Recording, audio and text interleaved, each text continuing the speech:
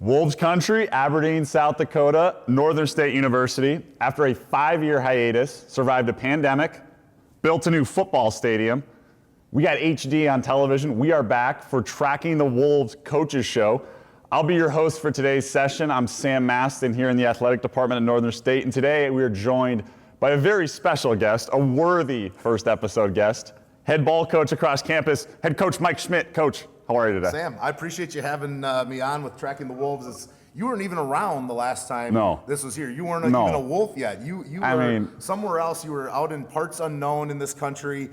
We found you from parts unknown. Coach Phillips brought you in, All-American, Player of the Year, overseas professional athlete, and now you're back hosting Tracking the Wolves. What a tour that neither one of us what an honor. The last time that this was a show, so pretty cool to kickstart it back up together. I mean, 5 years. So we're pretty excited to start doing this. This will be a new kind of weekly/monthly feature that we'll do, where we'll spotlight different programs, teams across campus, get to know coaches, student athletes, just kind of keep Wolves country in the know, everything that's going on. So, Coach, we'll start off. Obviously, season wrapped up here a couple weeks ago. Postseason's still going on. But just kind of talk to me, give me a general overview, your thoughts on how the season went. I know it was a season of first part, wasn't probably how you guys would have wanted it to go, but as you guys kind of developed, kicked some things into high gear and finished the season on a really high note. So talk to us about kind of your thoughts, your impressions of the season as a whole. Yeah, obviously we started 0-4, and it's kind of, our guys don't ever want to lose. Yep. Our guys don't want to stop talking about it because there's a lot of formative lessons that we learned in that 0-4 stretch to start the season. And at the same time, we're kind of done talking about 0-4. We're ready to move on and keep building off of the 6-1 on the other side of 0-4. So, yeah, obviously not the start that we wanted. And there's a lot of reasons for that will probably come across as excuses. But, you know, I think it's just a testament to everybody, all of our fans, all of our supporters, everybody in this building, you know, whether it was Nate Davis to admin team, but certainly our players, our locker room, and our coaches. Sticking with it and seeing the vision, seeing the plan, and just hats off to our guys going out and executing that. Some memorable wins, some historical wins on this season. Obviously, having the Gypsy Days game, stopping a 2-point conversion against Bemidji, and with 4 seconds left in the game, and winning that, to winning at Duluth for the first time since 1999. And those are things that we want to make a regular occurrence now. So we don't want those to go 25 years between some of those moments again. So kind of crazy just how many came down to the wire. Yep. You know, every one of those games went right down to the very end of this thing. I think we won 6 games, and we only kneeled it out in one of those games. The other ones came down literally to the last play of the game, whether that's Wayne, the last game of the year, stopping them on the goal line as time expires, to the Bemidji 2-point conversion, recovering an onside kick, to the CSP game where we're scoring with 18 seconds left or 16 seconds lleft in the game. All of those things coming right down to the wire. So pretty cool to watch the growth of our program. Certainly not the overall season that we want. 6-5 is not where we want to be at, but it's something great to build off of. I don't really believe in momentum carrying over. I don't really even believe in it carrying over week to week, but I do believe in the belief, the faith, the blueprint for winning that comes with that. So it was fun to see us kind of turn that corner and win some games on the stretch. No, absolutely, man. You talk about belief and faith, and when I was over in the UK, the home of Ted Lasso, that's the mantra. So that's what we're built on now, belief, faith. It's funny you say that. We clearly found our mantra with our football program now is just that. You know, we go on the road even, and I remember walking in from the Duluth win, and we kick Jeremy Caruso's field goal goes through as time expires to win that game, and you walk into their building, and our guys had taped "Believe" all around, you know, whether it's every door frame or on the walls, and those guys just believed in what we were doing and in digging ourselves out of this. So kind of found our new mantra for what we have, and it's pretty cool because they believe in our football program and believe in our coaching staff, and it's just cool to kind of see that. Yeah. No, and that's kind of interesting because I think a lot of People, you're kind of wondering, when you're sitting there 0-4, what's kind of your message, your approach? And I think you hit it right on the head where it's just about belief. There's nothing you can do about those first 4 games. You got to just keep pushing the needle forward. So I thought you guys did a really, really good job. You touched on momentum, and obviously I know you don't necessarily believe in it, but I think one thing that almost instills a little bit of momentum going into next year is the young core that we returned from this past season. You look at especially our defense with Jake Adams, Gabe Gutierrez, Keegan Mountain, kid that led the NSIC in interceptions this year. All those guys were true sophomores and guys that you brought in, you recruited, and you've developed a little bit now. What have you kind of seen from those guys in terms of their growth and their development, and then kind of next steps that you expect from them kind of moving forward here? Yeah, well, I hope they keep on getting better, obviously, but that was kind of the core that we wanted to build around. Yep. And that was a group of guys that we really wanted to make sure that we got here in recruiting, that those were guys that we wanted to develop. We played them early on. Gabe obviously played in his 4 games or 3 games and still retained his red shirt because he transitioned to position. Jake comes in and plays as a true freshman. Keegan played in almost all the games as a true freshman. And it just was, we kind of knew what we were getting with those guys. Oh, yeah. Those are the ones where it's like, it's easy to identify the 5-star recruit, right? Like those are the guys you knew were going to be good players, good guys, great program guys, great leaders. But they're certainly part of that core that we're built around. And that's going to be around here for a while. We only have 9 or 10 seniors for our class next year. So kind of a cool deal to have that many guys coming back, returning from a team that believes in what we're trying to do here. And so just kind of neat to see those guys get through and play at such a high level, and guys that we're going to build around for the next few years. No, absolutely. And I think, obviously Jake Adams is a kid. I don't know if he's going to break the school record in tackles every single year moving forward, but it definitely was an impressive feat. He's fun to watch, and you're right. I think that builds a lot of momentum and kind of something that people can come back and some names to faces, which has become a bit of a rarity in today's kind of day and age. And so as you guys, now transition to the offseason, guys I'm sure are going home for Christmas, doing whatever with their families, hanging out. What's kind of a focus and like a shift in what you want to see from your players this offseason and kind of program as a whole, so then that way come next fall you guys are kind of ready to take the next step? Yeah, I think our guys are ready to take the next step. I think we've already seen the turn in the culture and in the program and in our belief in what we're doing. I legit thought Coach Neer wanted to get him into the weight room when we got back from Wayne at 9 o'clock at night. Hitting curls, just ready to go? He was ready to go. Our guys were ready to go. So, I think that part of it for us was saying this group is dialed in, they're ready. We had the week 11 bye, so kind of a unique scenario there for us that we were able to get 2 weeks of work in before finals, before we got to be done with working with them for the semester. So we kind of got that jump start already on the off season and got them back in the weight room, got our young guys back in the weight room. We brought in 47 guys in last year's class, and only 2 have left so far. It's wild to have that kind of carry over right now, and that'll help us down the road. We only have 2 guys in the transfer portal right now, and so we just returned so much of what we're trying to do here. And that was the shift we wanted to make from a year ago, saying we got to get back into these high school guys, we got to develop and create this core of those young guys that are going to be the good players. But you just see the leadership aspect of what we have right now and what what standard they're going to kind of make Northern State football be at. And that was our talk in this room right here as we ended the season, was saying everybody that comes into our program from now forward, they won't understand what it was like being 0-4. They won't know what that stretch was like around here and how hard it was to dig ourselves out of it and what it was like to get there. So they have to understand that and see that in the standards at which our guys carry it out. And so that's been fun to watch our first couple weeks back in the weight room, just the high standard, how we get back into it. Our weight room part of it, now some of it's luck, but a lot of it's the training and the weight room that we put into it with Coach Neer and his staff. We started our front 7 on defense started every game. We missed very few snaps out of our starters across the board, but certainly on the defensive side, and we're still able to play a very physical brand of football. So our guys got to get back into that. That's part of the reason why we kind of peaked as the season went on. It's just our training in the off season, our training in season, staying healthy because of that buy-in and that training from our strength and conditioning staff. So I think it's like getting back to that.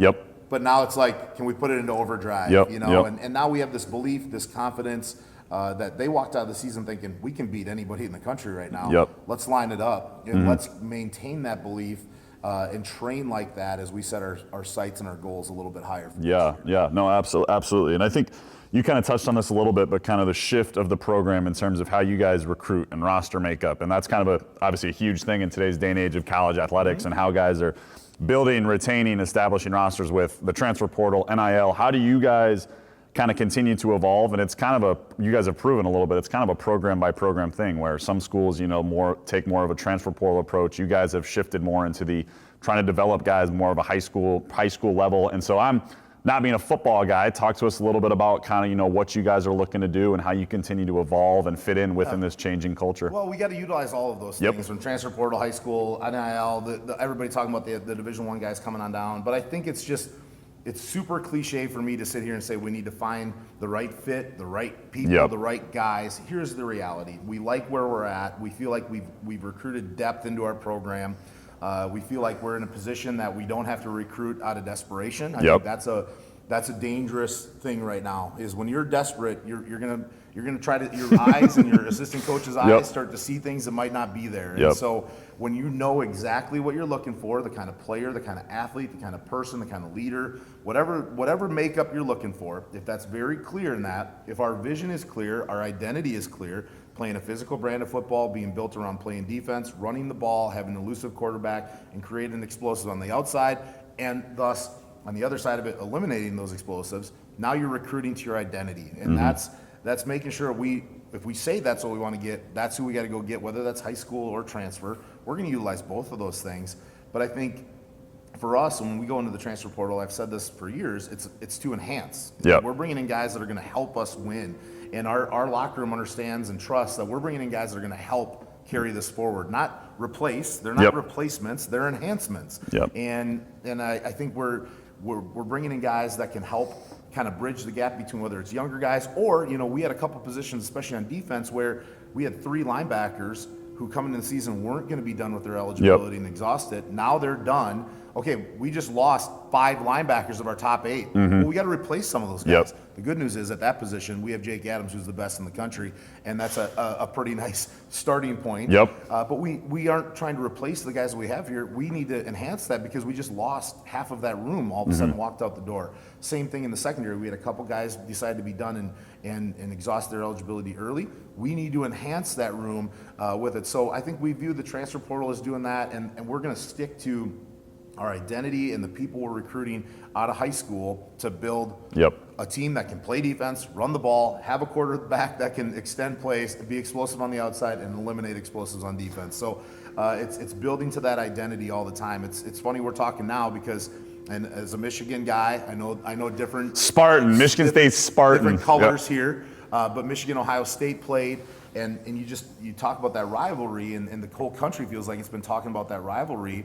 And those are teams that build to beat each other. And it's absolutely. That's where we have to identify those things that we need to. We don't necessarily have a geographic rival that we have here, but certainly we have 2 in-state teams that are really, really good, and we lost to those teams last year, Augie and Sioux Falls. We need to build to beat those kind of teams. We need to be able to be physical, run the ball, stop the run, and have a quarterback that can extend plays, hit some explosive down the field to beat those ones. So we're trying to build ourselves in that kind of model with our incoming guys, but those transfers still need to be brought in to enhance. No, that's a really good transition point here for me.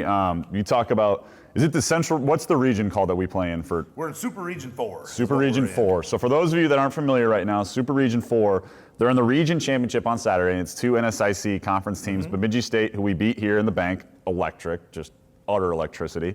Should have beat Mankato, didn't go our way, that's all right. Mankato, Bemidji State, region final here on Saturday. Talk to us a little bit, first of all, Coach, about, kind of the difficulty of playing in this league and how there are so many good programs and teams and how it's difficult environments to go and win at.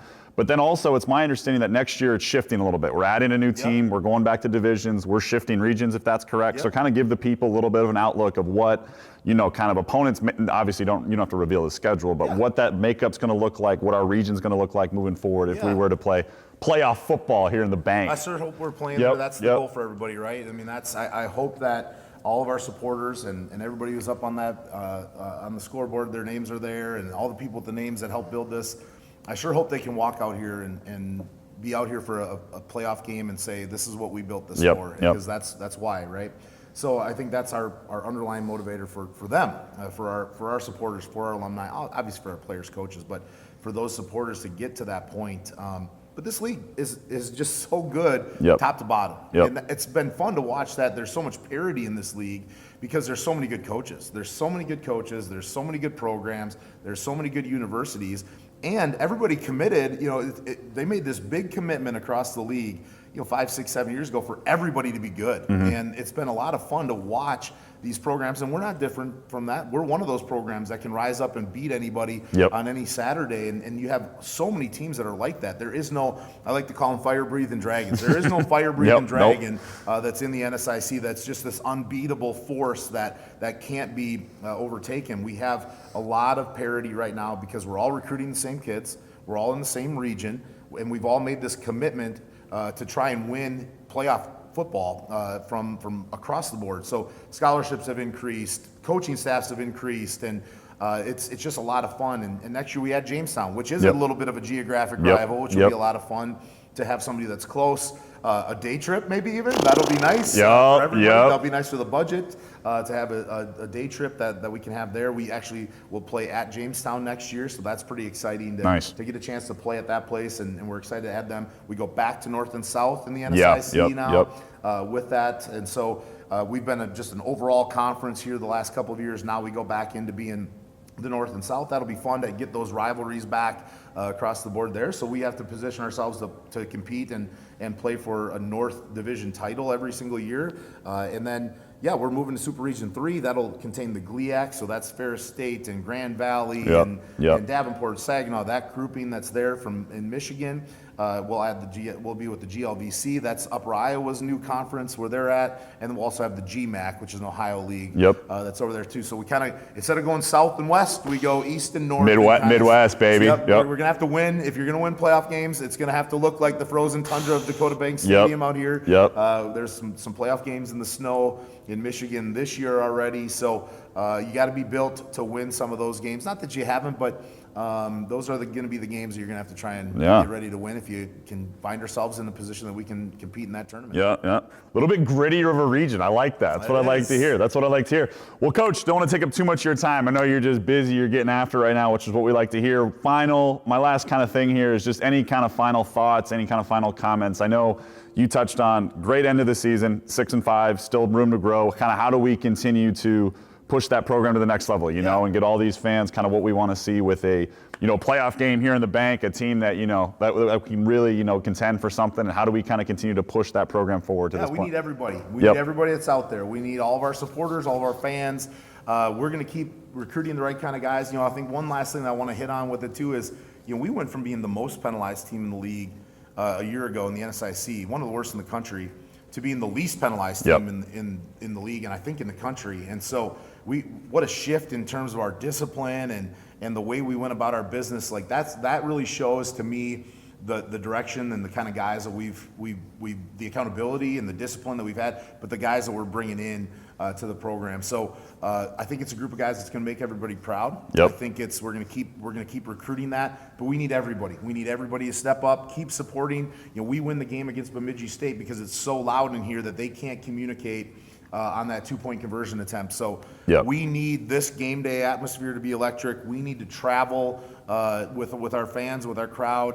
We're going to keep putting a team that's going to be capable of beating anybody because of the brand that we're going to play, the identity that we're going to have. I think Wolves football is going to be really exciting coming up, and we just need everybody to be on board with it. And it was fun to watch everybody and the outpouring of support for me and our staff. Even as we're down, those guys stuck with us. Everybody stuck with us to get us back on track. And now it's saying we need more. We need even more, and we'll keep giving our fans and our people, we'll keep giving everybody more. But it's going to take everybody to keep pushing this thing over the top, and hopefully we get a playoff game here at some point. All gas, no brakes, baby. Heard it here from the head ball coach himself. Coach, thanks for your time today. Thanks, Sam. Thank you to everybody tuning in, tracking the Wolves debut, episode 1 here. I guess 5 years ago, this is the new Dakota Bank Stadium. Go Wolves, baby. Go Wolves. Wolves fans, Aberdeen, South Dakota, and the great University of Northern State, we welcome you to another episode of Tracking the Wolves Coaches Show. I believe this will air on the first episode, so this is technically still our debut episode. It's been 5 years since we last aired this show. in those 5 years, the man that was still leading the volleyball program at that time was head coach Brent Aldridge. Brent, how are you doing today? I'm fabulous. Thank you for jumping on the show. It's good to have you on. Obviously, volleyball just wrapped up a very successful and fun season. I guess we'll kind of start there, Coach. Kind of walk me through your thoughts on the season as you guys have finished up. I know it probably didn't end the way that you would have liked it to, but just kind of your overall impressions of the season and your kind of thoughts on the group and how it went as a whole. Yeah, I think it's like every year, brutal, and yeah, I mean you have to be good. And I thought, our last 10, we were 8-2, and beat some good teams on the road, and thought we put ourselves in position to get to the NCAA tournament. And I'm not on the committee, so I don't know exactly how that went down, but yeah, two really nice programs. Us and Wayne are sitting here twiddling our thumbs, and we both had to be better, I guess, at the end of the year. Yeah. And maybe the beginning. I don't. Yeah, no, and you, we'll touch on that a little bit later on in the episode here. But you, I think looking at the team the past year, you guys had some really good contributions from a variety of players. But we'll kind of talk about your two seniors first off with Carrie and Hannah, two girls that have been in the program a long time and have contributed a lot, and kind of your thoughts on their careers and what having them around kind of meant to you in the program. Yeah, I think Carrie'd been around for 6 years and was a part of, 19 was a conference winning team and went with us to the NCAA tournament. So she had some experience, but yeah, I thought her career was great. Not just on the floor, but off the floor, getting 2 degrees, and just a really great kid. And same with Hannah. Hannah came in and has gotten better every year. And so we thank them for their contributions on and off the court. And yeah, they'll be sorely missed. Yeah, even in the spring here. So yeah, 100%. And then on top of that, you guys do bring back some key pieces coming back next year. The biggest one being Natalia Szawinska. From Poland. She's got 1 year left, if I'm correct. Yeah, okay, and then a couple other players. And so as you guys kind of shift your focus here away from this past season and move into the off season, what are kind of some things that you're looking from your players in terms of development areas you'd like to kind of see them grow, things of that nature? Well, none of them I think are going to grow height-wise. So what we're hoping for is coaching here does a great job, I think. Yeah, we returned Mo Samuels and Nat and the libero of the year, Abby Brooks. And so we get a nice core back. We're going to sprinkle in some kids that have been here, Ava Nilsson and Riley Bada, in the setting position. And yeah, I think we have some kids that have been training. They just didn't get to play this year. Yeah. And then we'll put a couple new freshmen coming in, and we're not done recruiting yet. So we'll probably add a couple more to this recruiting class. But yeah, I like the mix of kids that we actually currently have. And the good thing is we're not the only one losing people in the conference. And so it kind of just cycles and starts over. And I think if they get in the weight room and get on the court and make changes, we're going to put ourselves in a nice position next year. No, absolutely. And you touched on the weight room a little bit there. What does kind of a volleyball weight room strength plan kind of typically look like in the off season? Like, what are you attempting to, I assume probably vertical jump, things of that. Like, what are you kind of trying to aim toward that stuff for? Vertical, and then safety, shoulders, backs, knees. He's done a great job. We do test approach jumps. We look at the game from the ground up, unless you're a libero. But even then, our liberos get after it. They get in the weight room, and I think just trying to get stronger, faster, first step stuff, and healthy. Yeah. Stay healthy. Yep. No, 100%. I think that's a very, very good point. All right, we'll switch gears a little bit here into kind of recruiting and that sort of a thing. I know you talked about you guys are still kind of looking to add some pieces to this year's class. How have you, being the head coach for as long as you have, how have you kind of evolved your program in the era of kids transferring, all kinds of? It's a different era now than when you probably started. And how do you continue to kind of evolve your program with it, but also kind of keep it in terms of the way you want to do things and the kids you want to bring in, the way you want to kind of structure your roster? Yeah, there's not a bunch of transfers on my roster. Shocker. Abby Meester, of course, we wanted her out of high school. Yep. She made a mistake and went to another place, and then came here and has really flourished. Now we have a transfer coming in Friday, who I really like, and we'll see if she likes Aberdeen. And But mostly, I like kids to be here long-term. Yeah. And kids are going to come and go. You kind of touched on it. 32 years ago, kids didn't bounce like they do now. But it's the same at the club scene. So if you have the availability, you'll see kids that play on 4 different clubs. Yeah. And my opinion is I don't like it, but it doesn't really matter what I like. I just, when I go recruit, I look at kids that can fit in Aberdeen, can fit in our system. They got to be good students, good people, and good on the volleyball court. And we've been lucky enough to kind of find those and identify those kids over the years. Yeah. Back to Abby real quick. How long? So you said obviously she goes to SMSU. You want her to high school. She comes here. How long does that bitterness last when she gets on campus? Like, how long do you give her crap for before you kind of just put it in the past? Or no, I wanted Abby in high school. It really, there's really no hard feelings. And I told if we get a kid to transfer in here, I don't really. Your past is your past. Yeah, 100%. And so, like when we'll run into recruits, and I tell kids we don't negatively recruit against another program. You either like Aberdeen, either like what we do, or don't come here. Yep. We'll find someone. There's Yep. lots of kids out there, believe it or not, Yep. that want to come to Aberdeen, South Dakota. Yep. And, I'd rather have them want to come here rather than want to leave somewhere else, is how I kind of look at it. So. Yeah, yeah. And so then my next question is a little bit switching topics here. We talked about this a little bit with Coach Schmidt, but for the people that aren't aware, the NSIC and the Central Region are probably without a doubt, the premier volleyball conference and region in the country. And there's a lot of very good teams and very good programs.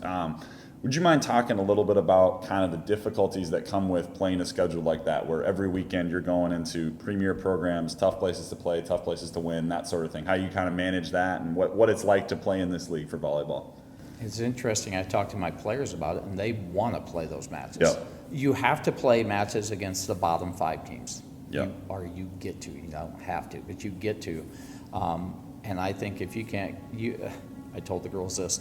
I think when you surf, you don't want to surf on the lake. You want to surf the bonsai pipeline. And if you make it through, Yep. it's fabulous. And there's going to be those days you don't make it through, and you just get buried by a big wave. And I think our kids understand that. And going in late in the year to Wayne and SMSU and winning on their home court, I think that's stuff you'll remember. I think winning against bottom 5 teams, I don't know that that's going to stick around as long. And we just do what we do. We come in every day and compete and try to put the best product on the floor. And, No, absolutely. and these kids, the regional, the region is brutal, and the NCAA could fix that, but they're not going to anytime soon, I don't think. And so you just have to throw your best effort out there, and hopefully you do it for a long enough period of time that people pay attention and go, hey,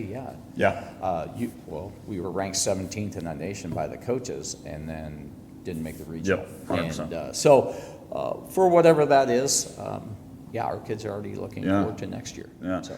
And it's kind of interesting, we talk about the NSIC, they're adding another program next year in Jamestown that's had a tremendous amount of success at the NAIA level. And so what does that kind of bring, and kind of talk about what that'll be like for you guys kind of switching back over into divisions as opposed to this deal the last year or two where it's just been one big league, just kind of. That's all ours is, though. We don't go north-south. Yep, okay. So, and then Jamestown also is our travel partner. Okay. So my first year we had UMary, then we had Moorhead for the last 12 years, I think. Yep.